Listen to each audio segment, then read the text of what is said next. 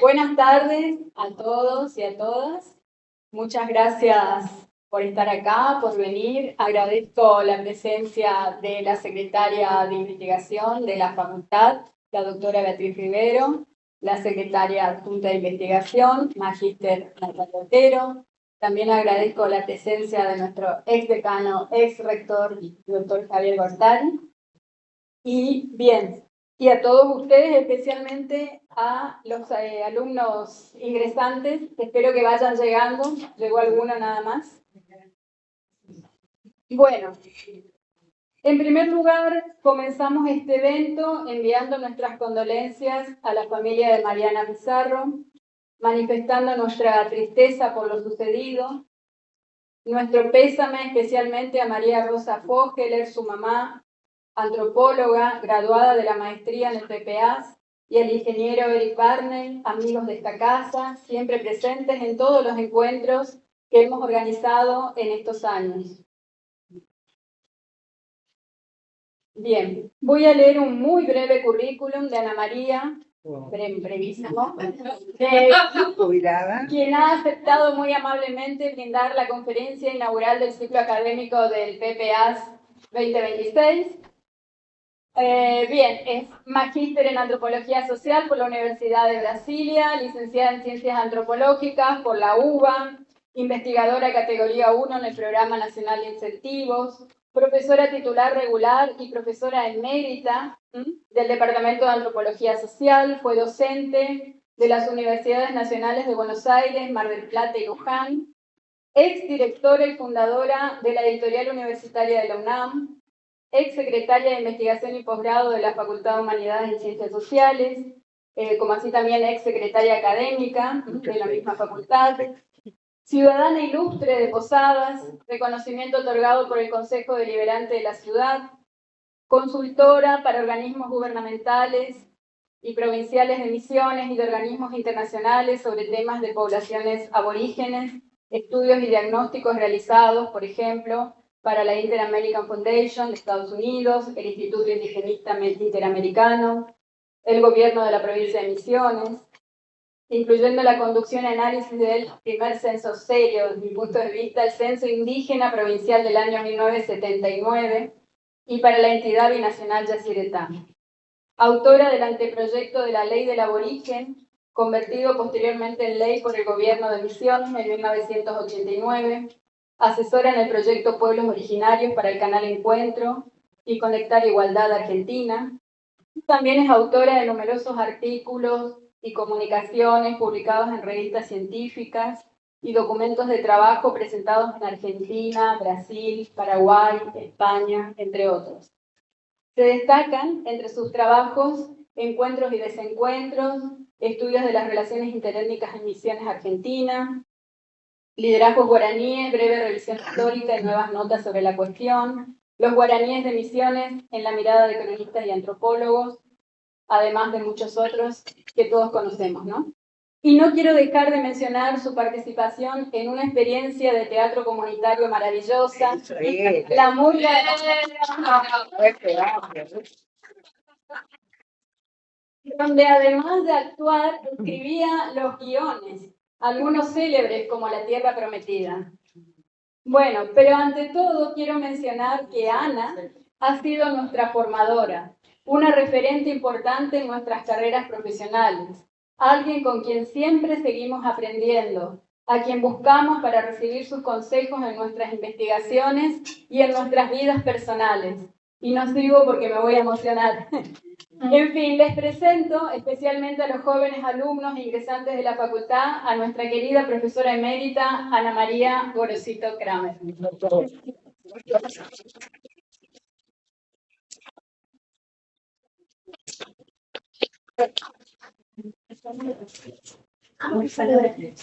Perdón.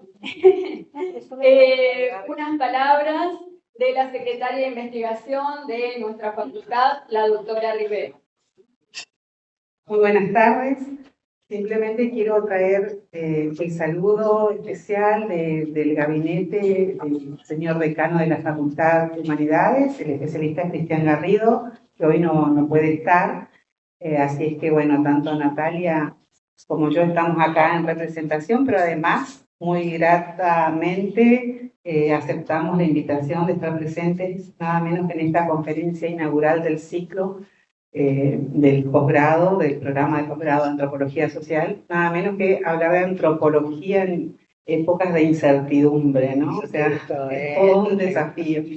Así es que muy complacida también, compartimos el edificio, la Secretaría de Investigación en estos años que estuvimos trabajando junto al equipo acá del posgrado. La verdad es que vemos el esfuerzo, ¿no? La calidad, la calidez del equipo. Así que felicitaciones y acompañamos a Marilyn en esta última etapa y bienvenida Mariana. Así es que muchas gracias por invitarnos y bueno, un honor estar acá compartiendo este espacio. Gracias. Gracias.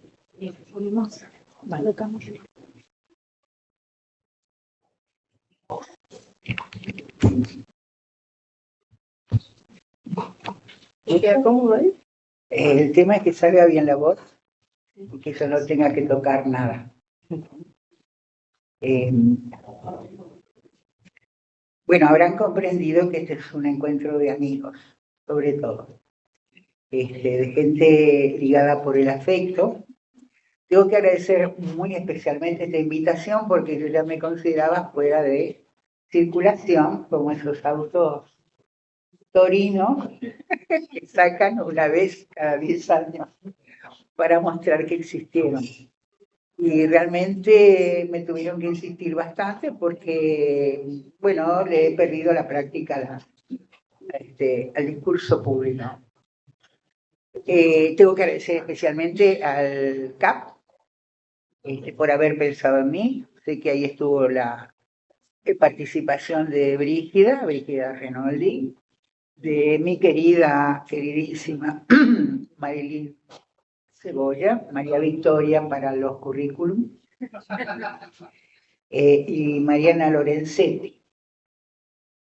Se supone que este era también una despedida a Marilyn, pero por lo visto los tiempos burocráticos se van demorando.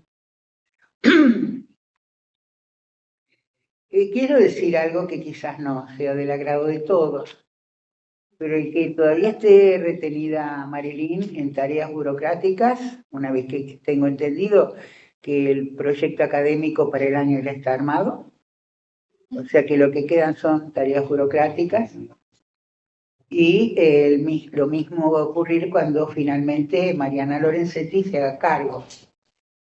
Las dos son importantes investigadoras. El currículum de Marilyn, que es un currículum de nivel internacional impresionante. Creo que si hubiera realmente una compulsa de relevamientos de los méritos de cada uno, yo creo que la tarea de investigación de Marilyn, su relevancia internacional, evidentemente estaría muy arriba. Lo mismo está pasando con Mariana. No sé cómo va a ser Mariana para sustentar, por un lado, su condición de investigadora del CONICET, y por otro lado, lo que ha venido, y por lo visto va a seguir haciendo Marilyn. Siguiendo qué cosas, aparte de obviamente la actividad académica, también tienen que ocuparse de la tarea administrativa, del seguimiento de los pagos, de la posibilidad de que haya dinero en cuenta para poder traer profesores externos, de que los legajos estén al día para tramitar los títulos. Es decir, sinceramente, aunque claro, no es responsabilidad de ustedes, pero quizá algún día sí estén en gestión, espero eso, comprendan que una universidad nacional pública y de calidad no se puede permitir semejante mal uso de sus recursos personales que cuesta tanto formar y sostener. Aquí, en este caso, yo ingresé a la universidad, no a esta, por errores juveniles, la falta de consejos, a otra carrera hace mucho, en 1961. Que recuerde, toda la vida salí a la calle a luchar por mayor presupuesto universitario, etc. en algunas oportunidades, inclusive porque no sé pagar arancel en la universidad pública. Hicimos de todo, hice marchas, sentadas, clases públicas, tomas de facultad. Es decir, esta lucha es muy larga. Por eso mismo, porque es muy larga, es justa. Pero si es justa, entonces la Universidad Nacional Pública y de calidad debe repensar muy claramente qué hace con los recursos que exige tener. Porque en relación con los recursos humanos, y para muestra basta este botón que acabo de presentarles, evidentemente hay un mal uso de esos recursos. Así que brindemos todos porque en el futuro esto no siga sucediendo. Obviamente, insisto, no es nuestra responsabilidad, pero sí quería hacer este llamado de atención. Celebro que estén aquí los ingresantes del año académico 2026. Celebro que estén aquí presentes algunos, aparentemente pocos, por lo que acaba de decir Marino, los ingresantes a la promoción 52, si no saco mal las cuentas, de la carrera de grado en antropología. Celebro que aquí estén presentes muchos ex alumnos y miembros de equipos de investigación y de extensión, si habremos pateado esta provincia en materia de extensión, y que básicamente celebro que con todos ellos mantenga una relación de amistad. Vamos pues al tema, que es la conferencia que me han pedido, ¿no? Yo la voy a dividir en, serían una parte principal, el tema que está propuesto acá, pero con una aclaración. Cuando digo propuse la antropología en tiempos de incertidumbre, no es la antropología en general, esa que obliga a estar de pie, antropología en mayúsculas, no. Yo voy a hablar, y eso va a ser al final, de la antropología de acá, la misionera. ¿Qué potencialidad puede tener la antropología de acá en tiempos de incertidumbre?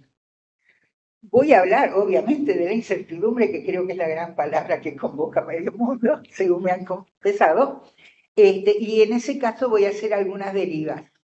Y en esas derivas les voy a citar bibliografía vieja, porque yo también quiero demostrar algo, que no siempre el último autor de moda es el que está indicando los mejores caminos para seguir adelante en el desmenuzamiento de un problema. A veces son los autores viejos los que es necesario releer. Y finalmente voy a terminar con un homenaje, va a ser como una especie de epílogo, un homenaje, y en todo esto voy a tratar de ser breve, obviamente. ¿No? De las sillas son cómodas, yo seré breve, pero nos está esperando un brindis al final y no quiero en ese sentido obstaculizar el brindis.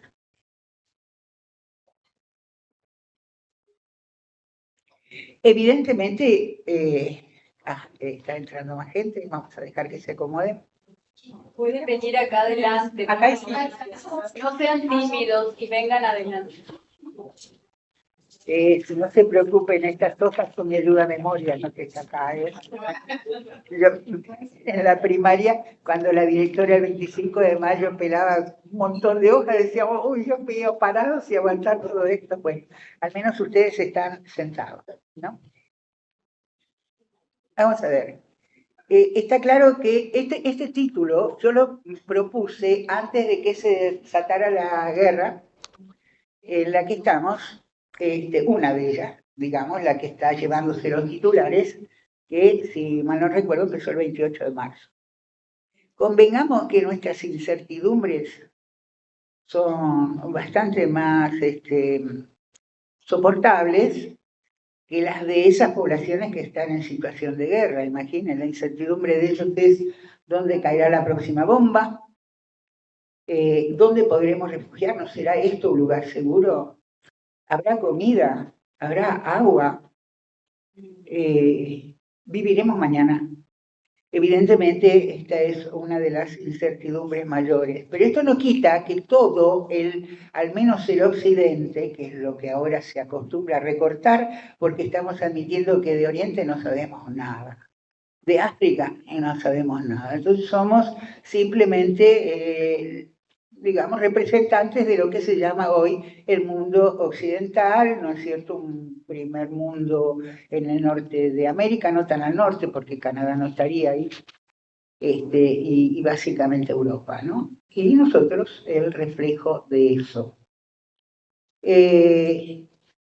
Una incertidumbre que aparentemente nos produce a nivel individual estados de ansiedad, angustia, hay un aumento en las búsquedas de terapias para mantener la salud mental, es decir, algo que efectivamente está afectando fuertemente nuestras subjetividades. ¿Sí? Bueno, como lo que yo me propongo es de algún modo pensar en positivo, ¿no? Diría, ¿de qué manera nos manejamos en este panorama general de incertidumbre, pero que nos afecta a nivel individual? La primera cosa, y voy a insistir sobre esto en distintos tramos de esta charla, es algo que los viejos aprendemos a hacer, que es dejarnos fluir. Cuando los hechos que se suceden sobre nuestras existencias de los seres que queremos son de una índole que no estamos pudiendo manejar, lo más sensato es dejar fluir, acompañar ese movimiento, porque al final la realidad nos va dando una y otra vez nueva información, y en todo caso nuestro trabajo al fluir sería el trabajo de... ¿Quién se cayó? No sé, algo ocurre. Esto es incertidumbre. ¿Qué pasó acá? Pero algo se cayó. Dejar fluir, decía, y en ese fluir, ¿qué cosa? Hacer algo para lo cual esto fue... no, es apenas un encendedor, no es un misil. ¿Cómo se llama? Corren ya 4. Lo que estoy aprendiendo de misiles viendo la tele, ustedes no saben. Bueno, volvamos a la seriedad. ¿Qué es lo que hacemos cuando nos dejamos llevar, pero no perdemos la capacidad, la conciencia de hacia dónde nos está llevando todo este movimiento? Decía algo que los antropólogos sabemos hacer, que estamos entrenados en hacer, que nos vamos entrenando en hacer, que vamos inclusive puliendo la herramienta del hacer, que es comparar. Cuando uno está activo, ¿sí? Y sigue los procesos y compara, no se angustia tanto, porque empieza a establecer relaciones subterráneas detrás, por debajo, de eso aparente que nos conflictúa tanto. Esta es una herramienta, pero hay otras, las voy a llamar algo así como las tablas de naufragio, es decir, nos inventamos tablas para sostenernos en el naufragio, como hacían en Titanic, esa pareja de novios. Bueno, Kate abandona, él se apodera de la tabla, y ya vemos que es el fin de Leonardo DiCaprio, bueno. Pero no, yo digo tablas que nos sostienen, y son tablas ínfimas, gente, de esto que estoy hablando. A ver, ¿de qué se trata? Si ustedes revisan sus billeteras o sus carteras, los que todavía usan billetera, se van a encontrar que hay ahí o una foto, o una estampilla, o una plumita, es decir, algo que para ustedes tiene mucha significación, que detestarían perder. Y si no está en la billetera, o en el bolsillito oculto de la cartera, está en el cajón de la mesa de luz. Bueno, yo soy experta en guardar tablitas, tengo por todos lados, digo, eso no se toca, porque esto es sagrado, es una carta vieja, por decir. ¿Sí? Detecté que hay gente que su tablita pueden ser recetarios de cocina que vienen de alguna generación anterior, ¿sí? O de cómo tratar ciertas plantitas que tratan de mantenerse. Acá hoy me han traído un mirto. Para mí el mirto tiene cualidad, ¿no? ¿Cualidad de qué? Cualidades fetiches, son especies de fetiches. Yo tengo un fetiche que me está dando mucho trabajo, porque es un reloj de péndulo que ya va a tener 100 años, y que últimamente se le da por pararse mucho, ¿no? Bueno, pero soy la última heredera de una tradición de 100 años de a quién va a parar y quién debe cuidar el reloj de péndulo. Y les digo, cada vez que se para y que hay que mandarlo a arreglar, a mí se me detiene el corazón. ¿Por qué? Porque ahí está representada una larga tradición de historia familiar, de gente que dejó inscrito algo en ese reloj de péndulo. Y de esto se va formando, ¿qué cosa? Un repertorio, hoy le decía, tablas de salvación, fetiches, memorabilia, es decir, memoria. De algún modo, ahí esos son referentes que de algún modo están conteniendo nuestra memoria personal, que en realidad es memoria familiar. ¿Sí? Ahora, ¿se quedan ahí solamente? Miren, como habíamos suspendido esta conferencia, entonces me acordé de un poema en relación con esto. Ay, ¿dónde lo puse? En relación con esto, acá lo pegué. Llevé una vez para una conferencia internacional sobre migraciones. A ver si les iba a decir quién es el autor, pero no, ustedes lo van a sacar. Y que está hablando de esto, de estos símbolos, fetiche, memorabilia, quién soy, de dónde vengo, dónde estoy. Estos que son anclajes contra la incertidumbre que no podemos manejar, que nos acompañarían para seguir ligando ideas con este tema del fluir. Yo fluyo, pero voy con algo que me está atando a aquello que sé quién soy. Algún pragmático diría, y para mí el mejor objeto de ese tipo es el pasaporte. Concuerdo, hay que ser pragmáticos. También un pasaporte que esté activo es una buena memorabilia, refleja identidad y traza la posibilidad de un camino futuro. En fin, me voy al poema a ver si sacan de quién es. A Barbanés, Farías o Pinedo, arrojados de España por impía persecución, conservan todavía la llave de una casa de Toledo. Ahí está, la llave. No van a volver a Toledo, ni ellos ni las siguientes generaciones. Pero la llave está en el bolsillo del sobre todo, porque dicen quién soy y de dónde vengo. Pero como hoy estoy con ganas, les sigo. Libres ahora de esperanza y miedo, miran al aire el declinar del día, en el bronce de, ay, qué letra la mía, en el bronce de ayeres, lejanías, cansado brillo y sufrimiento quedo. Y acá termino porque esto se va a hacer muy largo. Es un soneto, o sea que me faltan 6 versos, no importa. Ustedes búsquenlo, se llama Una llave en Salonia y es de José Luis Borges. Y esto es fantástico para recordar este sentimiento, ¿no? El migrante, el expulsado, el que vive a pesar suyo la diáspora, como esta gente donde en su territorio hoy se está librando una guerra, ¿sí? Pero llevan consigo la llave y nosotros de alguna manera también formamos de alguna clase de diáspora que todavía no alcanzamos a ver y conservamos nuestros elementos de referencia, de identidad y de memoria con nosotros. Lo mágico de esto es cuando estos elementos van confluyendo bajo la forma de una configuración colectiva de sentido. Y les digo la verdad, yo ni pensaba en esta cuestión hasta que una redactora del diario El Territorio me llamó hace bastante, qué sé yo, hará 4 o 6 semanas, para preguntarme qué opinaba yo de los museos locales. Hay muchos en Misiones. Entonces, me surgió esta idea, claro.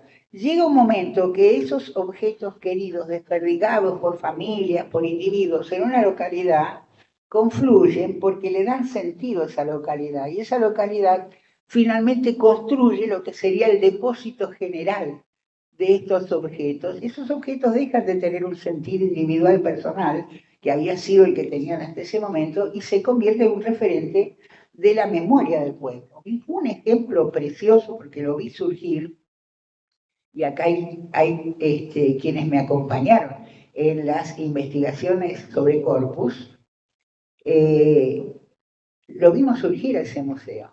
gracias a que, y a una museóloga y conservadora, en realidad no es museóloga, pero es conservadora, Estela Garma, que se ganó la confianza de los vecinos para que finalmente se desprendieran de la memorabilia que tenían en su casa, pensando que era solo para recordatorio familiar y afirmación de la historia familiar, y decidieron ponerlo en el Museo de Corpus. Y se sigue enriqueciendo, se sigue alimentando, porque la gente cada vez más convencida de la necesidad de recrear la historia del pueblo, bastante conturbada por otro lado, pero de esa no voy a hablar hoy, no se preocupen, van construyendo una historia propia que es distinta a la historia oficial. Y aquí viene la gran cuestión. ¿Por qué estos objetos de los que hablo hayan sido solamente patrimonio familiar, patrimonio personal, o pasen al rango de patrimonio colectivo? Forman parte en realidad del curso general de la historia, ¿no? De ese gran flujo histórico del que comencé a hablar al principio. Pero acontece que algunos de esos objetos son tocados por la mano del experto, generalmente de una institución de rango nacional, y esa mano, como la mano de Midas, los ennoblece. Los saca del curso, les da una identidad broncínea, los eleva a la categoría de bronces, o marmórea, le dan una calidad de mármol. Y estos otros objetos de los que estoy hablando, los nuestros, estos son algo así como el residuo que la historia va dejando, pero que es un residuo significativo. Y al fin y al cabo, acá diría que comienza un proceso de disputa que se exhibe, se mantiene latente, en dónde está realmente la historia que queremos contar. El obroncinio detenido en el tiempo, como la fiesta de San Antonio de Areco, donde se habla de un gaucho, de una fiesta gauchesca que quedó detenida a finales del siglo XIX, de una ortodoxia de la fiesta gauchesca, o es algo que sigue circulando y va cambiando porque se vuelve patrimonio colectivo. Yo no sé ustedes, a mí me gusta más me gusta más seguir el flujo, seguir la transformación, qué cosas se van recreando, ¿no? Ahora, ¿soy yo sola? No, fíjense, entre las cosas que se conservan como patrimonio local o familiar están las semillas. Pero si ustedes piensan que en Misiones se celebra anualmente una feria de semillas nativas, donde concurre la gente con sus semillas, vos estás en eso, Mar, en esa clase de reuniones, las intercambian, se sigue definiendo además estrategias de cultivo, guarda que si no se pierde la posibilidad de que germinen, etcétera. Entonces aquí tenemos en el subsuelo, por debajo de la historia oficial, etcétera, ¿qué tenemos? La historia real, la que vamos haciendo nosotros a través de comunidad. Y acá menciono una palabra mágica, comunidad. El sentido de la historia, el sentido de las cosas, la que nos da idea de pertenencia, de continuidad del tiempo, que es justamente, a mi juicio, ¿no? La palabra, la comunidad, ¿no? Pero acá hay creo que otra cosa más que me hizo pensar esta reportera, que además me respetó bastante bien dentro de todo, tuvimos una charla de media hora en el teléfono, me hizo pensar en otras cosas.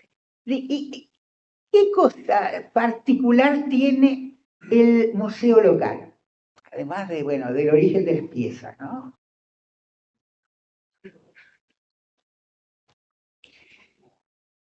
Son cosas replicables. Todo eso se puede hacer. ¿Alguien visitó el Salto Cruyuk, cerca de Oberá? Bueno, eso no está en un museo. Pero hay una rueda de molino de madera espectacular, hecha por el señor Cruyuk, que ocupó ese lugar, estaba el arroyo, necesitaba moler granos, hierba, lo que viniera, y se inventó esto, una tecnología que traía Europa que él podía hacer y que eventualmente nosotros podemos hacer. Es decir, es replicable porque ahí se encuentra el ingenio, la idea, la mano humana que transforma y la materia prima que puede ser transformada. Yo le explicaba, y creo que eso le sorprendió mucho a la reportera, si a vos se te cae el reloj de cuerda que era de tu abuelo y que querés llevar en la muñeca, se rompe, todavía hay relojeros que te lo pueden arreglar como a mí me arreglan el reloj de péndulo. Pero si a vos se te cae el celular, y mira, es muy difícil que lo puedas recuperar, como todos ustedes bien saben, y van a tener eventualmente que comprar otro, y eventualmente la tarjeta de memoria se va a rescatar, pero no son replicables.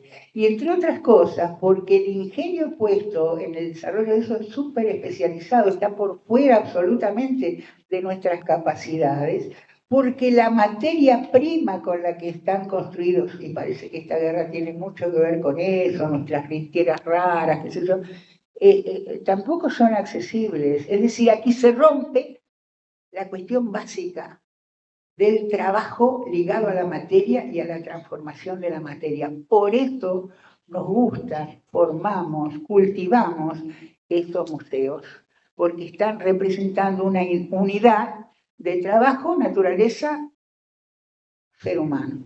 Dije, hombre, disculpen la feminista, ser humano. Bueno, esto está acá. Por esto, cuando se estrena El Eternauta en Netflix, la frase que más rodó, y espero que siga rodando, es: lo viejo funciona, Juan. ¿Por qué lo viejo funciona? ¿Por qué funciona? Porque todavía esa tecnología es accesible, la podemos manejar, es replicable. ¿Sí? No hemos quedado fuera del curso que siguió una tecnología de altísima complejidad, que por lo tanto nos convierte en usuarios, pero ya nunca más en hacedores. Y yo creo que en todos hay una nostalgia del mundo del que construye, ¿no? Y no tanto depender de la condición de consumidor y de usuario. Bueno, ahora les digo la verdad, yo esto no lo pensé, mal o bien, lo que estoy expresando puede ser más o menos interesante, pero la verdad es que yo no lo pensé.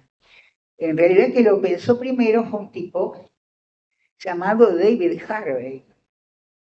A él me hizo pensar estas ideas. Y acá voy a hacer un homenaje, y me anoté la fecha. David Harvey, originalmente en el inglés La condición posmoderna, de 1989. Bueno, a mí me caen las manos en 1992, en la versión portuguesa, porque ustedes sabrán que un problema que tenemos acá en Argentina, no solo en la periferia misionera, es que los textos que van más o menos, que marcando historia y demás, ahí tengo un especialista en eso que es Guido, ¿no?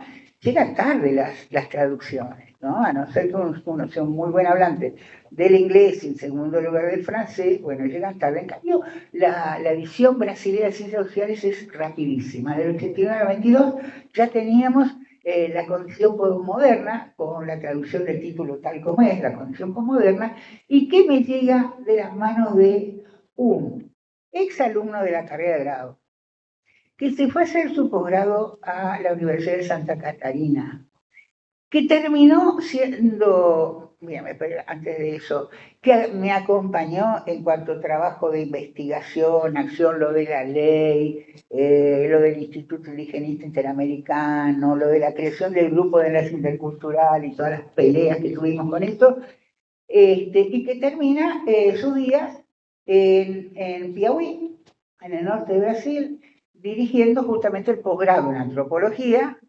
de la Universidad de Teresina. Y como hace un año y poquito que falleció imprevistamente, y cosa que nos produjo profundo dolor, es que lo quería mencionar especialmente. Por eso puse la fecha acá, que es Alejandro González Lavalle. Un abrazo al cielo para Alejandro. Llega el libro, lo trabajo, no lo puedo trabajar en el texto original, está en portugués.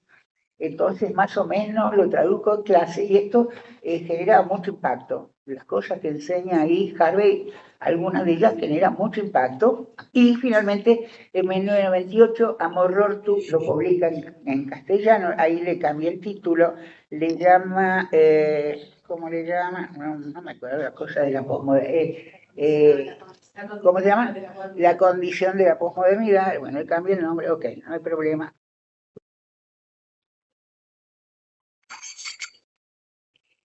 Esto que venimos hablando de la nostalgia, de la recreación del pasado, etcétera y tal, esto lo guarda, él lo trabaja en la tercera parte del libro, si es que el libro estuviera dividido en tres partes. Uno agarra la cantidad de páginas, está en la tercera parte. ¿Y por qué recién aparece en la tercera parte? Porque él antes, y esto es lo que producía impacto en los alumnos de aquella época, es decir, del 90 y pico, la década del 90, era la primera. Él refería esta condición humana posmoderna, este sentimiento de nostalgia, la incertidumbre que hace que uno se aferre a objetos del pasado, anclas, digamos, y dije tablas de salvación, son las condiciones materiales de existencia que se están generando en Occidente y que se traducen en este estado colectivo y personal de ánimo. ¿Sí? Entonces, son estas el núcleo de la cuestión. Cuando uno habla de incertidumbres, si sigue a Harvey, ¿cuáles son las condiciones materiales de existencia que me están sujetando de tal manera que lo que reacciona en mí es un estado de angustia, de búsqueda, de no saber quién soy, y entonces lo resuelvo tomándome una pastilla para, ¿viste? Está de moda el verbo papearse, ¿viste qué verbo? Tomo una pastilla, o lo resuelvo con yuyos ingeridos de distinta manera. Yo estoy hablando de la manzanilla y del kilo, no. En fin, y todo esto se resume en algo que yo creo que él no lo inventa, pero está, digamos, circulando y aceptándose, que es el término capitalismo flexible. Con la caída del muro de Berlín hemos entrado en una nueva etapa de la organización del trabajo, insisto, en Occidente, caracterizada como capitalismo flexible. Y este capitalismo flexible está introduciendo en el mundo del trabajo nuevas condiciones de sujeción. Básicamente lo que ocurre es que se disloca la producción del espacio y es medida su rentabilidad en nuevas modalidades de pensar el tiempo. Esto es así. Entonces, por ejemplo, ahí estaría el porqué. Cuando uno entraba en tren a Constitución, atravesaba toda una zona de fábricas activísimas, las chimeneas humeando y demás, y en los 90 uno entraba por la misma zona y esas fábricas estaban vacías, comenzaban poco a poco a caer en ruinas, pero esto estaba ocurriendo en todo Occidente, era lo mismo. El primer Trump, la primera presidencia de Trump, descubre este tema. ¿Y cómo, en qué basa su campaña? Dice, vamos a volver a traer a aquellas empresas estadounidenses que, buscando mejores costos, básicamente salarios más bajos, ¿no? Y materias primas más bajas, se fueron a China. Bueno, entonces ahí tenían usted un montón. Yo tengo un termo Stanley, dice desde 1917, creo que dice así, macana, está hecho en China, ya se acabó el Stanley. Lo mismo le pasó a Alemania, es decir, a este conjunto de países que entraron en esta nueva organización del trabajo. ¿Y qué pasa con los trabajadores? En esas reuniones de los 90, yo me había permanecido fiel a lo que llamaban sistema de reparto, que era la jubilación a través de la administración estatal, que hoy conocemos como ANSES. Es gracioso porque se llamaba sistema de reparto, y al de las AFJP se le llamaba sistema solidario. ¿Ustedes pueden creer? Lo que iba a la bolsa, a la especulación bursátil, era solidario, y nosotros reparto. Bueno, entonces, ¿pero qué pasaba? En mi realidad, por edad, por el momento de ingreso al mercado de trabajo, yo tenía seguridad de que algún día me iba a jubilar. Es decir, yo iba a entrar en la clase pasiva e iba a tener algún ingreso en la clase pasiva. Pero mientras no estaba en la clase pasiva y estaba activa, yo sabía Está bien, no es la condición de los profesores de universidad cuando hacen investigación, que eso es autoexplotación, no le echemos la culpa al sistema, lo que hacemos es autoexplotación. Pero en fin, cualquier trabajador normal que no sea masoquista, como somos nosotros, ¿no? Sabe que tiene 8 horas de trabajo diarias, que el sábado depende, puede trabajar mediodía o nada, y el domingo es libre, el domingo no tiene que trabajar. Y si trabaja por más de esas horas, le corresponde que el empleador le pague las horas llamadas horas extras. Y además planifica que tiene un periodo vacacional, es decir, donde no trabaja y le van a pagar, ¿no? Que va variando en el tiempo, puede ser menos a más según la clase de antigüedad que tiene. Y esto, por otro lado, mereció una cantidad de trabajos en antropología que eran fantásticos, aquí afuera, ¿eh? Justamente, ¿qué pasaba con el tiempo llamado de ocio? Que muy frecuentemente había investigadores que decían, bueno, no es realmente de ocio y de descanso, porque es el tiempo que el trabajador dedica a arreglar el cerco, a, qué sé yo, limpiar el techo, es decir, es trabajo de otra clase de trabajo, que es el trabajo que se da en función de mejorar la calidad de vida, de hacer un asado con los amigos, de jugarse un partido de fútbol, etc. Acá desaparece esto. Esto es lo que nos llama la atención, Harvey, que acá desaparece y aparecen las distintas categorías de trabajadores. Los mejor pagos, que son los tíos, estos también están sujetos al desplazamiento. Por ejemplo, la empresa Toyota, de un CEO, podía tenerlo trabajando en Buenos Aires o mandarlo a la sede central en Japón o ir a la sede que tienen eventualmente en Canadá. Pero el sueldo es muy alto, ¿sí? O como en el caso de, yo no me puedo acordar el nombre, cuando asume Macri, asume la presidencia de Aerolíneas, una joven muy bien preparada, que creo que venía, no estoy seguro, de la General Motors, era CEO de la General Motors, y pasa a ser CEO de Aerolíneas. Es decir, puede cambiar de empresa, pero siempre se mantiene en un rango tan elevado que su ingreso no sufre, aunque sí están sujetos a las condiciones de movilidad, ¿eh? En el espacio o empresarial. Pero por debajo de esa categoría muy especial, y dejemos de lado la categoría a la que yo pertenecía, el de los trabajadores registrados, empieza a aparecer otras categorías, ¿sí? Entonces, donde ya no existe ni continuidad espacial, ni continuidad empresarial, ni continuidad en el tiempo. Ocurre que empiezan a aparecer esto que hoy llamamos trabajadores tercerizados. Ni siquiera se sabe quién es realmente el patrón, ¿eh? Un trabajo llamado cuentapropista, donde eventualmente uno cree ser su propio patrón, cuando en realidad está sujeto a qué cosa, a la app, que es la que le dice cuál es la tarea que va a realizar y si acepta o no realizarla. Y si no acepta realizarla, pierde puntaje. O sea que puede perder ser llamado en otra oportunidad, ¿no?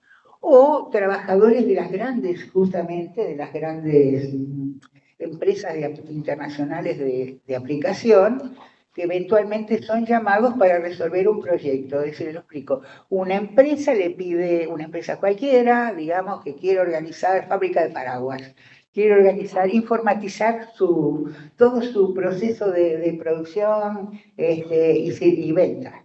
Entonces la fábrica de paraguas contrata esta informática y le dice, bueno, por favor, créenos una estructura de informatización para ahorrar en costos, en tiempo, en personal.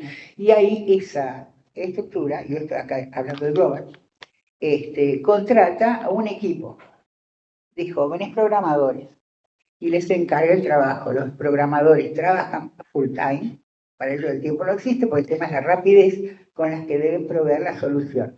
Una vez que proveen la solución y es aceptada, pues, el grupo se desarma y entran en paro hasta que los llaman por la próxima vez. Por supuesto, ustedes ya están acostumbrados a naturalizar esto que les estoy contando, pero cuando en los 90 veíamos esto a través de Harvey, realmente producía, digamos, una sensación de a nosotros esto no nos va a pasar. Fíjense que rápidamente hemos entrado acá y entonces el tema de la incertidumbre, como nos dice Harvey, no es que aparece por un sentido de la nostalgia, de, qué sé yo, influida por las películas de Hollywood. No, el sentido de incertidumbre es porque nuestra vida está sujeta a la incertidumbre de qué pasará mañana. ¿Tendré trabajo? ¿Podré cobrar?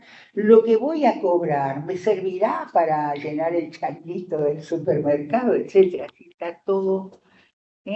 Si me enfermo de una enfermedad grave, tendré quien me dé la cobertura, porque en estas nuevas condiciones de trabajo, y yo no estoy pagando más que una obra privada que puedo eventualmente no poder pagarla más y no la tengo más. Entonces, toda esa incertidumbre no es un defecto moral, a eso voy, sino es algo que está pasando en la realidad. Son las nuevas condiciones bajo las cuales nuestras vidas están regidas. Lo que a mí me llama la atención es que estas cosas no aparecían con Harvey. ¿Y saben qué me llama la atención?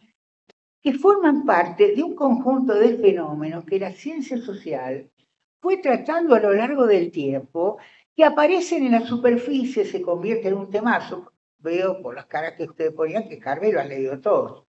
Ese Harvey y los muchos que salieron después, porque Harvey sigue escribiendo y cada vez más brillantemente. Pero hay temas que suben y desaparecen. Digo, pero el tema de la reorganización del mercado de trabajo ya se estaba, y en este sentido en que lo señala Harvey, ya se estaba viendo en la década del 70 y lo trataba la Organización Internacional del Trabajo. Y desde la Internacional del Trabajo, muchos cientistas sociales latinoamericanos habían tomado la cuestión. Iba a explicarlo, eso va a ser muy largo, pero por ejemplo, Alejandro Porte o Aníbal Quijano, especialmente Aníbal Quijano, a quien empezaron a citar hace unos 5 años como, sí, él habla de la ciencia social decolonial, me dan ganas de decirle viejo.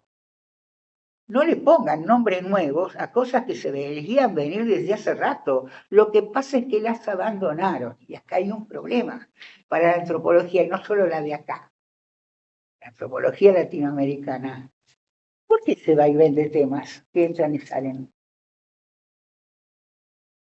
¿Por qué no somos capaces de sostener una línea de problemáticas y acumularlas a lo largo del tiempo? ¿Por qué esta especie de hipnosis por seguir la luz más brillante del autor, del tema de moda, etcétera, y nos olvidamos de que tenemos toda una escuela atrás? Otra vez memorabilia, gente, memoria, problema de memoria.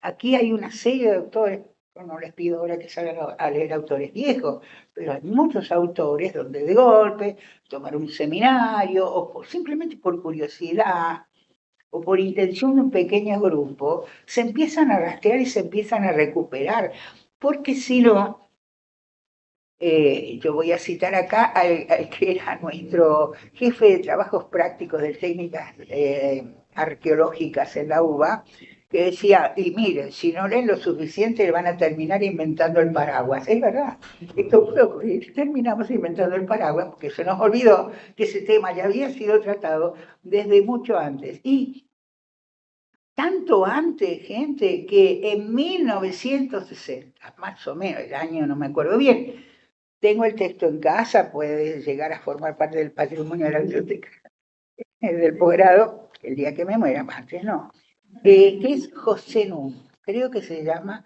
Revista Latinoamericana de Sociología, seguro vos lo conocés, Javier, que es el texto donde estos temas se tratan y que se llama Superpoblación relativa, masa marginal y ejército industrial de reserva. Y esta masa marginal es la que viene desde los 60 y él trabaja sobre estadísticas norteamericanas, no latinoamericanas, haciendo manifestación de expresión progresivamente creciente. Estamos construyendo un régimen dentro del capitalismo, dentro de Occidente, que fatalmente está dejando fuera de las condiciones normales de trabajo y están sometiéndolas a formas más creativas, que son estas las que Harvey finalmente, en ese texto que acabo de citar, explica. Entonces, quiere decir, estos son temas que no deberían sorprendernos, que vienen de hace muchísimo tiempo, ¿no? Y que hemos perdido la cadena de relación, porque en gran medida, también en esto, somos unos desmemoriados.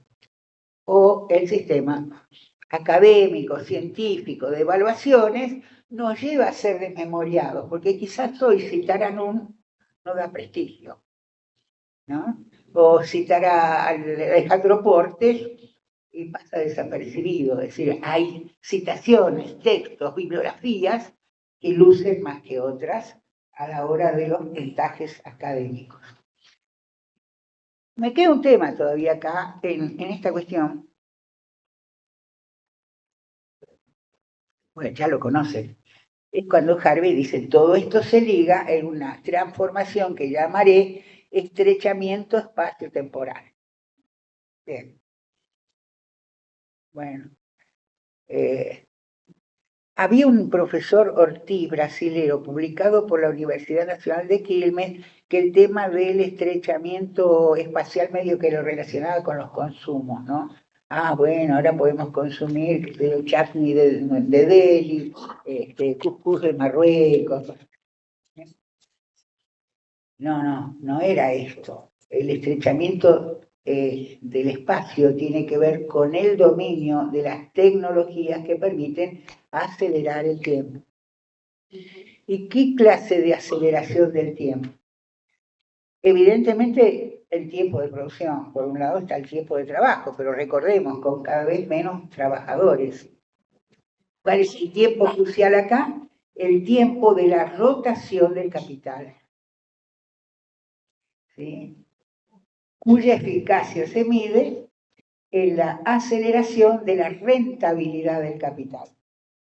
Yo recuerdo que en esos cursos llevaba un pequeño trabajo, un artículo, donde un arquitecto mostraba cómo había cierta preferencia en los ejecutivos de aquella época en tener varias pantallas de televisor en la casa para verlas simultáneamente. Porque ¿qué seguían?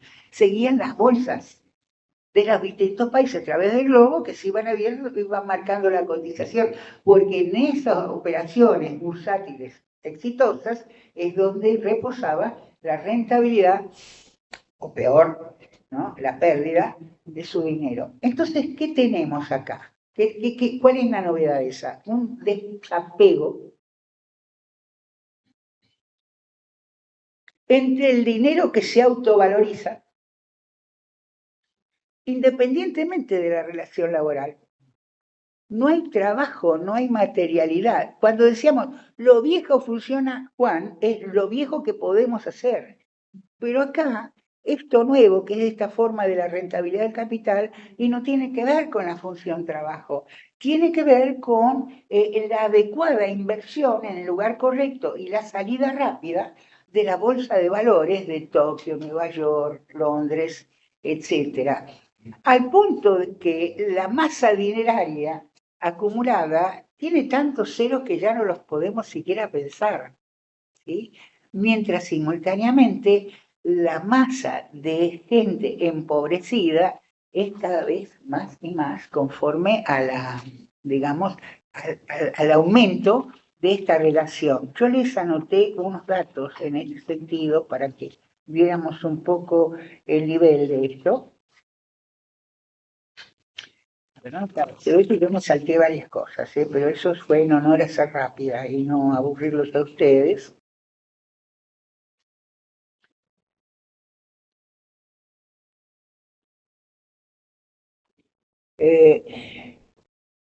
Este dato yo se lo tomé hace poquitos días a Arili Jalad. Él estaba dando su tradicional editorial y citaba a Forbes, la revista Forbes, datos ya para el 2026.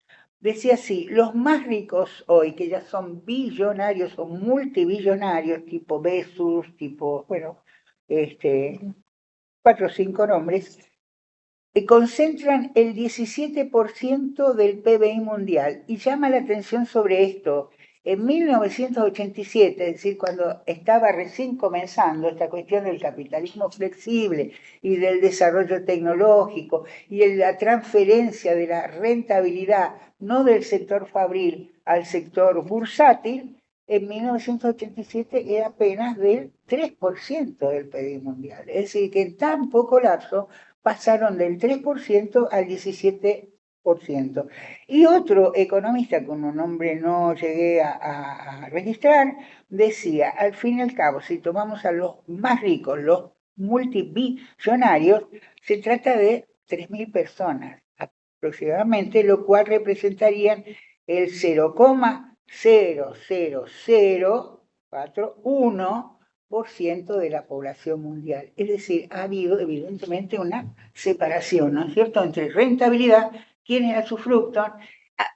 Vi otro cálculo, por ejemplo, este señor, el dueño de Exasindar, el que hace los caños sin costura, Roca, demoraría algo así como 200 años gastando $100.000 por día para gastar su fortuna. ¿Ustedes se dan cuenta? Son números para nosotros impensables. Entonces, el dinero empieza a valorizarse a sí mismo. Cuando yo trabajaba en la cátedra de Mario Marguli en 1974, y también me enteré, gracias a buscarle una bibliografía, que murió el año pasado, estoy rodeada de eso, soy un cementerio viviente. Bueno, no, mucho dolor porque aprendí mucho con Mario. Cuando nosotros trabajamos con Mario, trabajábamos el tema ideología. Y recuerdo que entre las cosas que en práctico nos daba él para que trabajáramos con los alumnos, había una propaganda donde había una tipa, maya, en una pileta o algo así, se veía de atrás, sostenía una capelina y decía, mientras usted descansa, su dinero trabaja por usted. ¿Ve que está insinuado? No es que acá hubo una revolución, de golpe cayó el muro de Berlín. No, se va insinuando de a poco y efectivamente ahora nosotros no trabajamos para ganar dinero tan eficientemente como el dinero que trabaja por sí mismo y no para usted, sino para estos pocos tipos, estos 3.000 de los multirricos que están en el mundo. Entonces, ¿qué pasa? ¿Qué más pasa acá? ¿Qué otro problema hay? Cuando se desapega la realidad de la vida, la realidad de la naturaleza, del esfuerzo humano, de lo que es la rentabilidad, va a ocurrir lo siguiente, el dinero ni siquiera precisa ya tener un soporte físico. Eso de los bolsos de López es ridículo. Eso de que haya bolsos enterrados en la Patagonia es ridículo, porque este no es dinero contante y sonante, olvídense. ¿Sí? Es decir, cuando Abanel, Farías y Pinedo se iban, o cuando en el Holocausto, ¿no?, las poblaciones judías de Varsovia trataban de conservar, no conservaban dinero sonante, pero sí su equivalente en oro, piedras preciosas, y las pegaban al dobladillo de su sobretodo, o en una película que trata el tema, en la pasta de dientes, la metían ahí, es decir, porque eran objetos, tenían valor de objeto. Esto no, este nuevo dinero no existe como tal. Y la cúspide de esta fetichización del dinero, y conste que acá estoy citando el Capital 1853, es la Bitcoin. Bitcoin no está en ningún lado. Y podemos ganar, perder, pero no tiene absolutamente materialidad. Si esto no fuera difícil, sobre todo para la gente de mi edad, para entenderlo, hay otra cosa que sí podemos entender. Y esto ustedes en cada noticiero, comentarios de televisión, YouTube, van a encontrar. El discurso público que explica el estado de cosas en las que vivimos no es político, es económico. Y se presenta a sí mismo como altamente técnico. No todos lo podemos entender, es de un nivel de sofisticación elevadísimo. Se vuelve casi una ciencia exacta,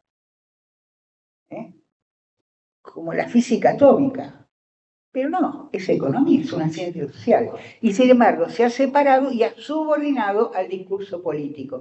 No entendemos nada del cuadro político actual. Los partidos políticos han dejado de ser para nosotros algo así como brújulas para saber cuál es la realidad que vivimos y la que eventualmente vamos a vivir.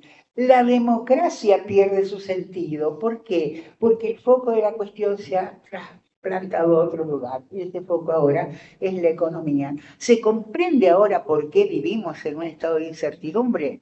Porque los grandes encuadres con los que podríamos comprender la realidad del mundo y nuestra propia realidad ahí, sea individual o colectiva, pues nos han sido escamoteados, nos han sido quitados de las manos. Este es el verdadero capitalismo por desposesión.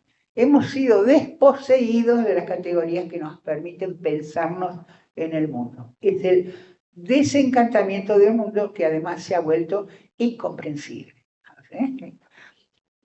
Bueno, no sé, ¿cómo vamos? Vamos terribles. Yo me estoy saltando temas, discúlpenme, ¿no? Pero bueno. Sí, 20, sí. Ahí ya quiero empezar. Bueno, no, hay otro temita que no quiero dejar pasar y es ahí la pucha, ¿dónde está? Encima no veo bien, ¿viste? ¿No? Acá, sí, está.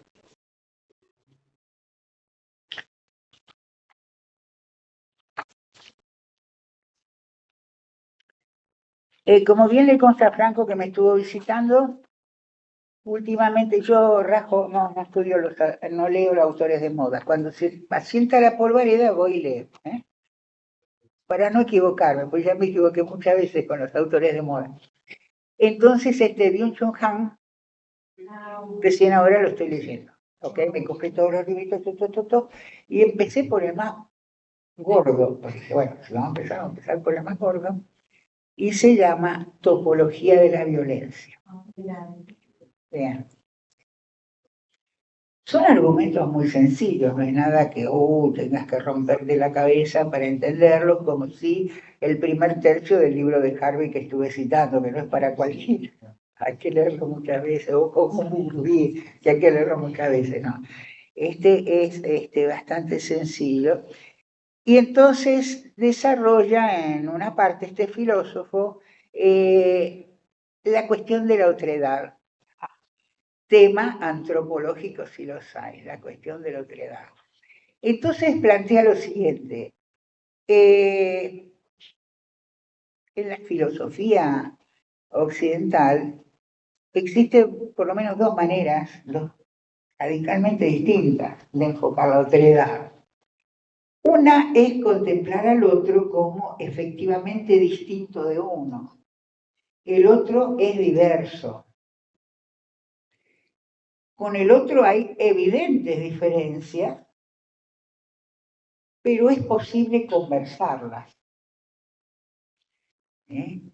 Esto él lo liga con la idea del parlamentarismo, ¿no? Parlar es hablar, de ahí viene lo del parlamentarismo. Entonces, el parlamentarismo es típico del sistema democrático, no tratamos de que todos sean iguales, pero sí por lo menos de establecer canales de diálogo donde coincidimos en algunas cosas.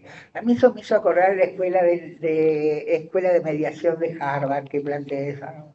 Bueno, no importa. Es decir, que también los gringos se habían dado cuenta de esta cosa, hicieron buen negocio con el tema de la negociación, pero esto es lo que plantea, efectivamente, y nosotros lo sabemos, los que hacemos relaciones interétnicas, pero también en otros planos, donde la otredad aparece, qué sé yo, dirigencias que tratan de hacer, y bueno, de encontrar puntos comunes dentro de esas evidentes diferencias, porque no son irreconciliables, siempre hay la posibilidad de establecer un puente.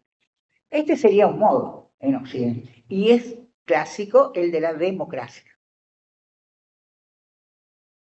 Pero existe otra posibilidad, es considerar al otro como un diferente radical, absoluto, tan distinto que es imposible establecer un diálogo.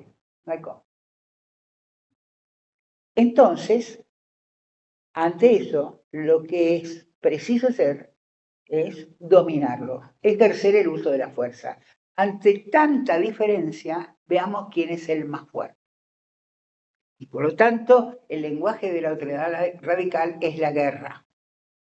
¿Y la guerra qué se propone? Destruirlo, destruir ese otro, sacarlo de nuestras vidas. ¿Por qué a mí me pareció que este tema es importante? Porque decía, así como el tema de la incertidumbre lo podemos ir manejando a través del estar alertas, del estar atentos, de comprender que no es un proceso individual, ni de nuestro grupo familiar, no es un estado moral, no es un estado de salud mental, es consecuencia de que estamos muy anclados en una realidad cuya organización se nos escapa porque se nos ocultan las condiciones de esa realidad. Y por lo tanto, si utilizamos correctamente el pensamiento crítico, no renunciamos a él, es posible que terminemos entendiendo, y quizá la angustia siga existiendo. A mí me angustia la posibilidad de que haya una guerra nuclear, a todos. Posiblemente la angustia siga existiendo, pero no sé a qué se debe. No es fantasmagórica, no es un fetiche. Sé dónde está el problema. Aunque yo no lo pueda resolver, ni mi comunidad lo pueda resolver. Entonces, en el caso de la otredad, es lo mismo. Es decir, yo puedo establecer una relación positiva con el otro, dirigir nuestra diferencia en algún sentido, o optar por suprimirlo y con eso suprimo la contrariedad de la diferencia. Como ven, ambos temas están ligados. Y aquí, entonces, a mí me llamó mucho la atención que hace muy poco tiempo se celebró en Mar-a-Lago en la conferencia Escudo de las Américas. A diferencia de la conferencia de las Américas, en la que participaban todos los países vinculados a la Organización de Estados Americanos, en esta reunión, Escudo de las Américas, o Escudo de la Paz también se llamó, fueron invitados especialmente algunos presidentes y no invitados otros, ¿no? Un pequeño grupo de presidentes no fueron invitados, Sheinbaum no fue invitada, Lula da Silva no fue invitado. Tengo un problema con el presidente de Uruguay, que no sé si fue o no fue invitado, tenía ahí distintas versiones. Petro no fue invitado, obviamente. Bueno. ¿Y qué pasó ahí? Y ahí se designan 3 enemigos de la paz para el continente americano. Es el otro. Están designando 3 otredades. Eso me remite a Vincent Chan, porque son 3 otredades. Una ya la conocemos. Del 2005, cuando se hizo aquella famosa conferencia americana, no Aralca, en Mar del Plata, el problema era China, según Bush, que había venido representando a su país. O sea, China es un viejo enemigo, ya lo sabemos, el peligro chino, el peligro amarillo, las películas de Hollywood están llenas de gente muy mala que es China, la mafia china, etcétera y tal.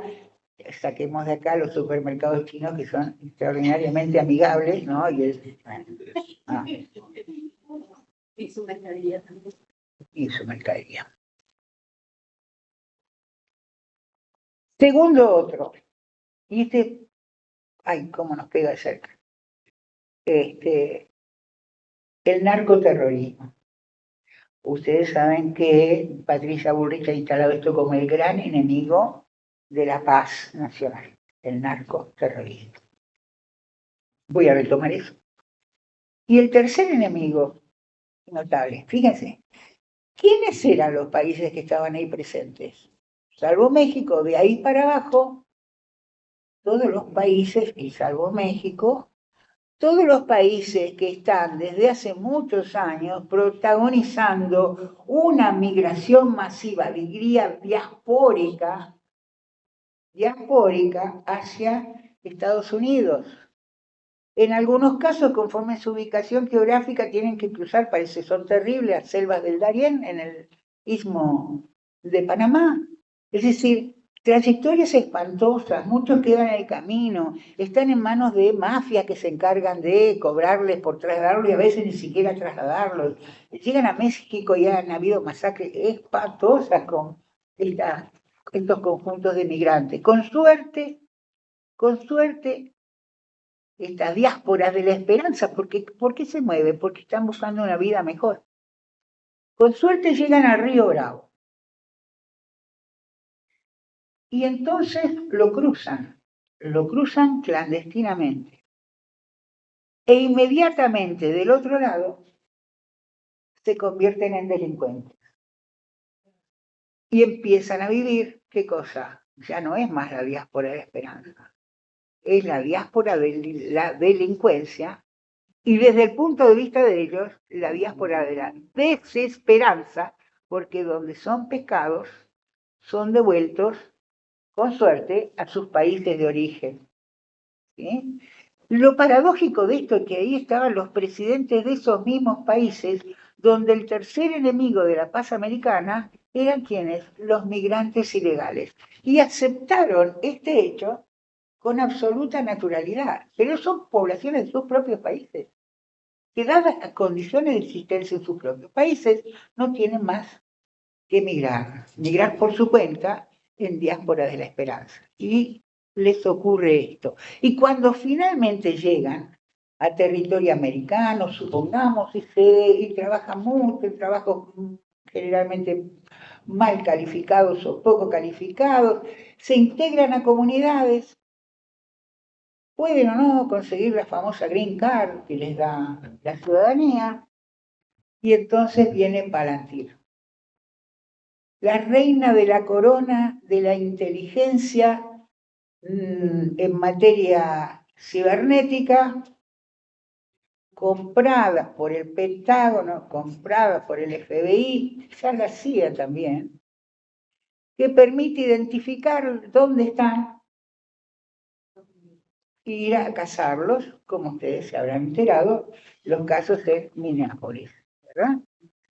O mandarlos a campos de refugiados. Mi hija me preguntaba, mamá, ¿qué es para ti? Ella no tiene mucho tiempo de enterarse de esa cosa, no mucha tele. Y cuando yo le contaba que era simplemente que, por ejemplo, hay un buen documental en Deutsche Welle que pueden mirar, a través de las conexiones del teléfono celular de una persona con otras, ahí empiezan a armar como una red, esto es muy de sociología, como una red de relaciones y por lo tanto detectar dónde están, qué actividades tienen, dónde pueden encontrar a esto que son los enemigos de la paz americana, los terroristas. Y cuidado, porque hasta donde yo sé, parece que Patricia Bullrich está haciendo tratos para comprar Palantir, importar Palantir a la Argentina. Pero cuando yo le explicaba eso, le decía, hija, es como las agendas o libretas de direcciones de los compañeros que eran secuestrados durante la dictadura. El terror que teníamos los que estábamos afuera era,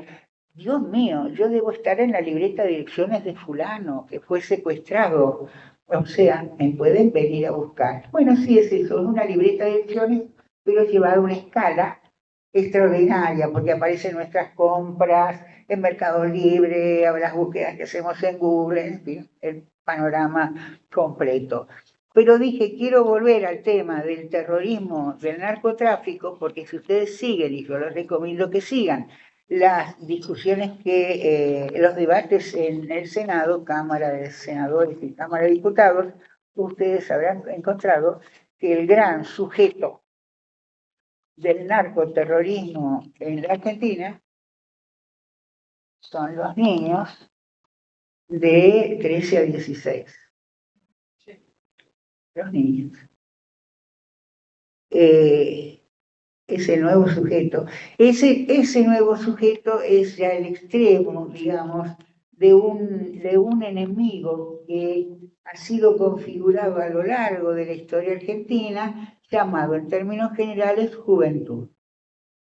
¿Sí? Dentro de la juventud seleccionan distintos rótulos y se los persigue en distintos momentos de la historia. Acá hemos llegado ya a niveles extremos de eso que se llama juventud. Ana, te interrumpo para decir que alguien que nos está siguiendo desde Uruguay Ajá. te informa que el presidente no fue invitado. Ahí está, bueno, está bien. Honor a él, honor a él. Qué bien, ¿no? Sí, sí, vos sabés que yo tenía con eso una duda, ¿no? Decía, con todo esto, vamos a la antropología de acá. Bueno, recuperemos. Por un lado les dije, guarda con las biografías que abandonamos. Contienen memoria, memoria intelectual, reflexiones de nuestros intelectuales, de nuestros autores, propias sobre nuestra condición humana, histórico, geográfica, social, económica, etc. Como vivimos en las periferias de la Argentina y como sabemos que nuestra universidad no tiene fondos para mantener fondos bibliográficos actualizados, ni estamos adheridos a revistas científicas, nada de eso, entonces nosotros nunca podemos estar al día en la carrera del autor de moda. Entonces, por eso vamos a la historia, ¿sí? Sí, pero manejamos muy bien nuestros fondos bibliográficos, los que tenemos. Y la segunda ventaja es que nosotros no tenemos que ir a campo, nosotros estamos en campo. La realidad es que si yo me tomo un colectivo, voy a campo, ¿ves? Colectivo urbano. O me puedo tomar uno de mediana distancia y sigo yendo a campo. O le pido a Omar que maneja camioneta que me lleve al Yabotí y estoy en campo. ¿Sí? O me comunico con una colega, qué sé yo, de la Universidad de Ijuí y le digo, ¿puedo parar en tu casa porque quiero hacer? Venga a hacer campo. Estamos en campo, gente. Y esa es una ventaja extraordinaria porque nos da la posibilidad de pensar la realidad mientras está ocurriendo ante nuestros ojos y especialmente con nuestra participación. Lo que nos lleva al tercer punto, donde estamos en el corazón del Mercosur, eso estamos en una posición envidiable para romper el aislamiento latinoamericano, porque si hay algo que no circula demasiado es la producción latinoamericana. Salvo que vayamos a un congreso y nos encontremos con algún libro, pero es muy difícil. Bueno, rompamos el aislamiento a través de las relaciones directas. Yo creo que, Brígida, vos estás en ese camino, ¿no? Las relaciones activas con miembros de la comunidad antropológica y, digamos, en general, intelectual latinoamericano. El cuarto punto, discutir las jerarquías. No hay universidades de primera, universidades de segunda, no. Así como tampoco hay investigadores de primera, investigadores de segunda. El saber se construye en forma colectiva, entre todos. Y cuando hay colectividad y hay comunidad de intereses, no hay jerarquía que valga. No hay maestros, ¿sí? Discutimos las ideas, discutimos los datos. No tengamos temor a, me van a robar los datos. No. Cada uno lee los datos desde el arco teórico e intelectual en el que se mueve. Entonces el mismo dato puede ser interpretado de tal manera por Jorge y de tal manera por Luisa. Pongamos a disposición los datos, hagamos circular los datos. Eso hace crecer a la ciencia.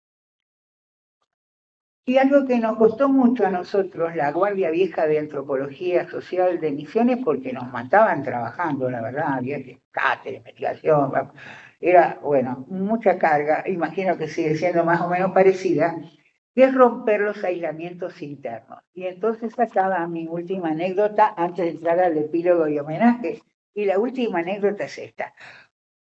No había nacido mi hija, yo le tomé posgrado, así que debe ser 83, 84, por ahí. Yo voy a Río, y un amigo y también colega, es Jorge Romano, que trabaja, creo que todavía trabaja en la Universidad Federal Rural, algo así, de Río de Janeiro. Me dice, ¿querés venir conmigo? Vamos al Museo Nacional, tengo que encontrarme con Wagner, Alfredo Wagner de Almeida, un churro bárbaro, chicas, pero eso es mucho más allá. ¿Sí? Alfredo estaba trabajando en mapeamiento sobre reclamos de tierras en el nordeste brasileño y tenía, parece, unos mapeamientos impresionantes sobre comunidades tradicionales, que los llaman, pueden ser campesinas, pescadoras, etcétera, quilombolas, que es decir, antiguos grupos de esclavos que habían huido de su condición de esclavitud, e indígenas. Todo ese mapeamiento, al punto que después Alfredo Wagner, no me acuerdo bien si ya con Lula o antes, llegó a dirigir el Instituto Nacional de la Reforma Agraria, Babense, para un antropólogo dirigir el Instituto de la Reforma Agraria, wow, en un país de las dimensiones de Brasil y con lo complejo que es Brasil. Bueno, efectivamente llegamos, charlamos, y de golpe mira el reloj y dice, tenemos que ir a lo de Castro Faría. Ajá, era un profesor de la casa, ¿me podéis salvar? Luis de Castro Faría. Luis de Castro Faría, para que ustedes lo ubiquen, siendo muchachito, recién empezando su vida académica, había acompañado a Levi Strauss, ni más ni menos, en su viaje al Brasil y sacaba las fotos. También el libro de Luis de Castro con esto, la foto, yo lo tengo así grandote, ¿no? El que llega primero se lo lleva, pero solo cuando me muera.